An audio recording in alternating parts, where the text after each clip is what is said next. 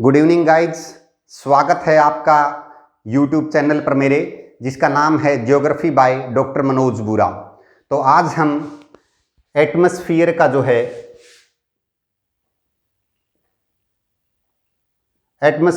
है कंपोजिशन करेंगे।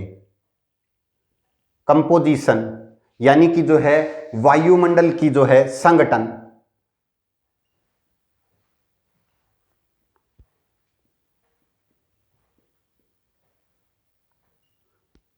वायुमंडल का संगठन में क्या होता है, वायुमंडल का जो संगठन है उसके अंदर वायुमंडल में क्या क्या चीज आती है, ये हमारा जो है एनसीईआरटी का लेसन है। एनसीईआरटी का जो है ये लेसन के थ्रू जो हमारा चल रहा है सीरीज एनसीईआरटी की, उसके अंदर हम पढ़ेंगे। लेसन जो है वो है composition and structure of atmosphere, लेकिन हम जो है इस लेसन को दो भागों में करेंगे। सबसे पहले जो है हम करेंगे कंपोजिशन। यहाँ से जो है बड़ा क्वेश्चन भी आता है और एग्जाम में जो है बड़े बड़े कंपटीशन एग्जामों में जो है छोटे क्वेश्चन इसमें से आते हैं। तो हम पहले समझते हैं कि कंपोजिशन क्या होता है, वायुमंडल के संगठन में क्या है, कि वायुमंडल का जो गठन हुआ है उसमें क्या क्या चीज़ें आती है, ये हमें इस लेसन में करना है। तो वायुमंडल के जो संगठन है उसमें गैसें जो है आती है, जलवाष्प और धूलकण आते हैं। गैसेस, वाटर वेपर्स और डस्ट पार्टिकल्स जो है एटमॉस्फेयर के कंपोजिशन में मेन है। तो सबसे पहले हम जो है वो गैसेस को करेंगे। गैसेस जो है वो नाइट्रोजन जो है नाइट्रोजन जो है वो 78 पॉइंट जो है वो 8% है। नाइट्रोजन की जो मात्रा है 78% जो है 78.08% है एटमॉस्फेयर में। इसके बाद जो है हम ऑक्सीजन का जिक्र करते हैं। ऑक्सीजन जो है 20.95% है। पहले मैं एक बार आपको बता देता हूं, नाइट्रोजन जो है 78.08%, ऑक्सीजन 20.95%, आर्गन जो है 0.93% जो है ये मुख्य है, और कार्बन डाइऑक्साइड की जो मात्रा है वो 0.03% है। तो हमें जो है ये याद रखना है, क्योंकि इस लेसन के अंदर जो है हमसे ये क्वेश्चन पूछा जाता है कि कितने परसेंट कौन से गैस की मात्रा है। तो सबसे पहले है नाइट्रोजन की 78.08%।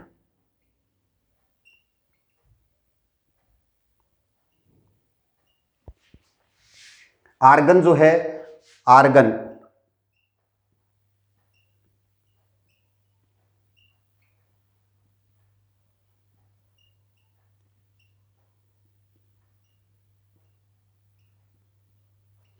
ये जो गैसें हैं वो मुख्य रूप से पाई जाती है, नाइट्रोजन, ऑक्सीजन, आर्गन और कार्बन डाइऑक्साइड। इसके अलावा जो है हीलियम जो हल्की गैस है, और हाइड्रोजन जो है जो सूर्य के निर्माण के अंदर जो है दोनों मुख्य गैस है। हाइड्रोजन जो है, हीलियम, ये जो गैसें हैं ये बहुत कम मात्रा में पाई जाती है। हाइड्रोजन भी जो है वो आपको याद रखना है कि एक जो जीरो है यहाँ पर ज़्यादा लगती है, इसमें डिफरेंस यही है। नियान जो है, नियान, क्रिप्टान, जिनान, इस तरह से जो अन्य गैसें भी जो है वो काफ़ी जो है सूक्ष्म मात्रा में या कम मात्रा में पाई जाती है। तो अब हम जो है वो गैसेस का अध्ययन करेंगे कि ये क्या काम आती है और क्या ज़रूरी है। तो मानव जो है पृथ्वी पर रहता है, पृथ्वी को जो है मानव का घर कहा गया है। पृथ्वी अगर एक जीवन जीने योग्य घर बना है तो सबसे ज़्यादा जो है वो गैसों के कारण हुआ, और उसमें भी ऑक्सीजन की सबसे बड़ी योगदान हम मानते हैं। ऑक्सीजन को जीवनदायिनी जो है वो गैस कहा गया है। अगर ऑक्सीजन ना होती तो पृथ्वी पर भी जो है जीवन संभव नहीं होता। एकमात्र ऐसा ग्रह जो है जिस पर जीवन संभव अभी तक माना जाता है वो पृथ्वी है। वो इसी कारण से है कि पृथ्वी पर जो है वायुमंडल है।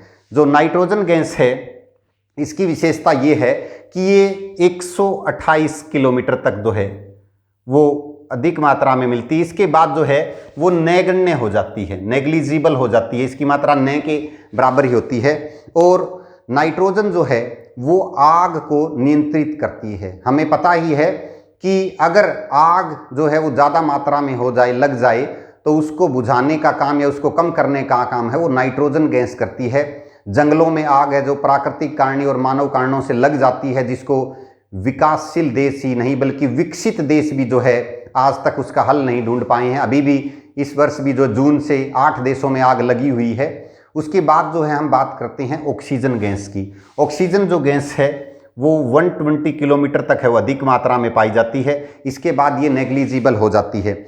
ऑक्सीजन गैस को जीवनदायिनी गैस माना जाता है। इस गैस को औद्योगिक सभ्यता का आधार माना गया है, बेसिस ऑफ इंडस्ट्रियल सिविलाइजेशन कहा गया है इसको। अगर ऑक्सीजन की मात्रा अधिक हो जाए तो जो है आग पर काबू करना बंद हो जाएगा या कम हो जाएगा। और अगर ऑक्सीजन की मात्रा, अगर ऑक्सीजन ना हो तो चीज़ों को आग नहीं लगेगी। और ऑक्सीजन वही गैस है जो है सिर्फ मनुष्य के लिए नहीं, पौधों और जीव जंतुओं के लिए भी आवश्यक गैस है। इसके बाद जो है हम करते हैं आर्गन गैस। ये भी जो है तीसरी महत्वपूर्ण गैस है और लगभग 1% के बराबर है जो आर्गन गैस है।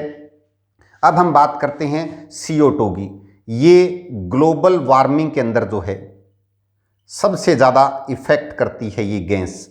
इसकी जो मात्रा है हम बुक्स में पढ़ते हैं 0.03%, जबकि और डीप में जाते हैं तो 0.036% है। ये नेट जेआरएफ के जो फर्स्ट एग्ज़ाम है उसमें भी जो ये क्वेश्चन है पूछा जाता है। कार्बन डाइऑक्साइड की मात्रा बढ़ जाने से जो है पृथ्वी पर काफ़ी ज़्यादा जो है संकट हो गए हैं। जैसे कि सी लेवल है वो इंक्रीज हो गया है, जो तटीय भाग है वो डूब रहे हैं। मालदीव उनमें से एक है, बहुत से देश है जैसे बांग्लादेश भी है, भारत का तटीय क्षेत्र जो मुंबई का वो भी जो है इससे प्रभावित है। तो बहुत ज़्यादा नुकसानदायक जो हो रहा है। 20वीं शताब्दी का जो है जैसे सबसे गर्म वर्ष 1998, 21वीं शताब्दी में भी जो है गर्मी बढ़ती जा रही है, हम देख ही रहे हैं। तो इसका कारण जो है CO2 है। और CO2 के बारे में अगर हम बात करें तो ये पौधों के लिए जो है बहुत ज़्यादा इम्पोर्टेंट है, प्लांट्स के लिए बहुत ज़रूरी है, क्योंकि पौधे जो है सूर्य के प्रकाश में अपना भोजन बनाते हैं। और जब वो भोजन बनाते हैं तो उसके अंदर जो है कार्बन डाइऑक्साइड गैस को लेते हैं और ऑक्सीजन गैस को छोड़ते हैं। तो इससे एक बैलेंस भी स्थापित होता है। और जो CO2 है वो सौर विकिरण के लिए जो है वो ट्रांसपेरेंट है, पारदर्शी है, जबकि लंबी किरणों के लिए है वो अपारदर्शी है। जैसे हम इसका एग्जांपल ले सकते हैं कि अगर एक गाड़ी के अंदर शीशे बंद है तो वहाँ क्या करेगी, जो सूर्य की किरणें हैं वो आ तो जाएगी शॉर्ट वेव में, लेकिन जा नहीं पाएगी लॉन्ग वेव्स के कारण। तो वो गाड़ी जब हम अंदर से खोलेंगे देखेंगे तो बहुत ज़्यादा गर्मी हमें महसूस होगी। और जो नाइट्रोजन जो है वो नाइट्रोजन को मनुष्य जो है वो सीधे ग्रहण नहीं कर सकता, क्योंकि पौधों द्वारा जो है इस गैस को ग्रहण करके जो है अमीनो अम्ल बनता है, जिससे मनुष्य जो है पौधों को खाकर है वो नाइट्रोजन को प्राप्त कर लेता है। उसके बाद जो है एक गैस है O3। O3 की बात करें तो ये है ओजोन गैस। ओजोन जो गैस है O3, ओजोन गैस है O3, ये जो है O2 प्लस में O, यानी कि ऑक्सीजन के 2 अणु और 1 अणु और जब मिलता है तो ओजोन गैस बनती है। इसको जीवन रक्षक गैस कहा गया है। याद रखिए कि जो है ये जीवनदायिनी गैस है और ये जीवन रक्षक गैस है। ये जो मुख्यतः है समताप मंडल में पाई जाती है। समताप मंडल में भी अगर हम बात करें तो क्वेश्चन आता है 15 टू जो है 35 किलोमीटर जो है वो, या 15 जो 25 किलोमीटर भी जो इसका आंसर आता है, उसके अंदर ज़्यादातर भाग में जो है ओजोन गैस मिलती है। ओजोन गैस में जो है अंटार्कटिका में जो है एक छेद हो गया है। वाकई में ये छेद नहीं है, क्योंकि वहाँ जो है ओजोन गैस की जो सांद्रता है वो कम हो गई है, डेंसिटी जो है डेंस जो है वो कम रह गया है। तो उसको ओजोन गैस में जो है वहाँ पर अंटार्कटिका में कहते हैं कि छेद हो गया है। ओजोन गैस कम होने के कारण जो है अल्ट्रा वायलेट विकिरणस को ये ऑब्जर्व करती है। तो ओजोन अगर गैस कम होगी तो स्किन कैंसर जैसे जो रोग है वो मनुष्य को ज़्यादा जो है वो लगेंगे, असाध्य रोग है। और इस ओजोन की कमी के कारण जो है एग्रीकल्चर प्रोडक्शन है वो भी काफ़ी ज़्यादा प्रभावित होगा, क्योंकि एग्रीकल्चर जो प्रोडक्शन है वो ओजोन के द्वारा इफेक्ट होती है। इसके अलावा जो हम बात करते हैं तो हीलियम और हाइड्रोजन है, ये काफ़ी ज़्यादा जो है हल्की गैसें हैं और ये सूर्य के निर्माण में जो है मुख्य गैसें हैं। हाइड्रोजन और हीलियम, गुब्बारों में भी जो है हीलियम गैस भरी जाती है। इसके अलावा जो है ये जो गैसें नियान, क्रिप्टान और जेनान जो है ये अन्य जो गैसें हैं जो थोड़ी थोड़ी मात्रा में मिलती है। तो हमने अभी तक जो है इस लेसन में किया गैसों का अध्ययन। उसके बाद गैसों के अंदर ही जो है दो मुख्य जो चीजें हैं वो और आती है, वाटर वेपर और डस्ट पार्टिकल्स। वाटर वेपर्स क्या होते हैं? जलवाष्प। सबसे ज्यादा जो है चेंजेबल ये है, चेंजेबल,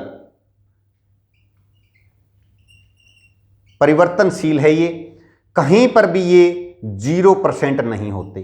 चाहे पृथ्वी के ऊपर जो है, पृथ्वी के ऊपर कोई भी क्षेत्र हो, वहां पर भी कितना ही ड्राई हो, चाहे वो अटाकामा का स्थान हो, चाहे वो थार हो, वहां पर भी ये 0% नहीं होते। और इसकी अगर अधिकतम बात करें तो 4% से लेकर जो है 5% तक, कुछ बुक्स में 4 है, कुछ में 5 है, तो 4 to 5 जो है इसकी हाईएस्ट मात्रा होती है। ये जो है इक्वेटर से बात करते हैं हम कि इक्वेटर से जो है ये पोलर की तरफ जो है इधर जो है जाते हैं, तो ये कम होती जाती है, इधर से इक्वेटर से पोलर की तरफ कम होती जाती है। इसकी ये यूजेबिलिटी है कि ये वाष्प के संघनन से जो है इसके ओस, कोहरा और बादल बनते हैं। इसके द्वारा जो है इंद्रधनुष और प्रभामंडल बनते हैं। तो बहुत ज़्यादा इंपॉर्टेंट ये जो है वाटर वेपर्स। उसके बाद जो हम करेंगे डस्ट पार्टिकल्स, धूल के कण।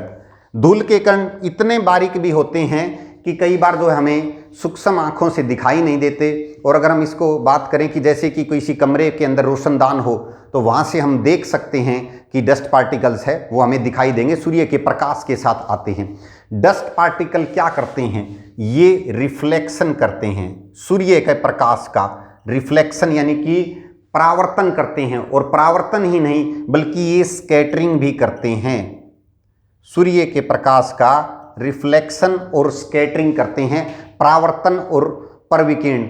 इन्हीं के कारण जो है डस्ट पार्टिकल के कारण ही आकाश का रंग है वो हमें ब्लू दिखाई देता है। अगर ये डस्ट पार्टिकल्स ना हो, या पृथ्वी के ऊपर क्वेश्चन पूछा जाता है कि अगर पृथ्वी का जो वायुमंडल ना हो तो कैसे कलर का हमें आकाश से दिखाई देगा, तो उसका आंसर है ब्लैक। हमें आसमान जो है वो ब्लैक कलर का दिखाई देगा, ब्लू का कलर नहीं दिखाई देगा। तो जो ब्लू कलर है वो हमें डस्ट पार्टिकल के कारण ही पता चलता है। और जो प्रकीर्णन है और इसके कारण ही जो सूर्योदय है, जब सन राइज होता है और सन सेट होता है तो उस समय जो है लाल और नारंगी रंग जो है वो धूलकणों के कारण ही होता है। उसके अंदर धुंध और धूम कोहरा जो होता है। अगर इसकी हम यूजेबिलिटी की बात करें तो नमक और धुएं के कण जो है जलवाष्प को आकर्षित करते हैं। आकर्षित करने के कारण जो है आर्द्रता ग्राही जो है नाभिक, हाइड्रोस्कोपिक न्यूक्लिय है, जिसके चारों ओर कंडेंसेशन होता है, जिससे जो है बारिश होती है। तो ये वर्षा लाने में भी है, ये इंपॉर्टेंट जो है रोल अदा करते हैं। प्रेसिपिटेशन अगर हम बात करें, क्योंकि प्रेसिपिटेशन जो है वो ग्रेटर देन रेनफॉल है, रेनफॉल एक प्रकार है प्रेसिपिटेशन का। तो इस लेसन के अंदर जो है हमने गैसेस के बारे में पढ़ा है, वाटर वेपर्स के बारे में और डस्ट पार्टिकल के बारे में पढ़ा है। नेक्स्ट जो लेसन है हम वहाँ एटमॉस्फेयर का जो है स्ट्रक्चर करेंगे, जिसके अंदर जो है हम मंडलों के बारे में अध्ययन करेंगे। बहुत अच्छा लग रहा है स्टूडेंट्स, व्यूअर्स, आपने जो है हमारे चैनल को देख रहे हैं, आप सब्सक्राइब करते रहिए, लाइक करते रहिए। Thanks students.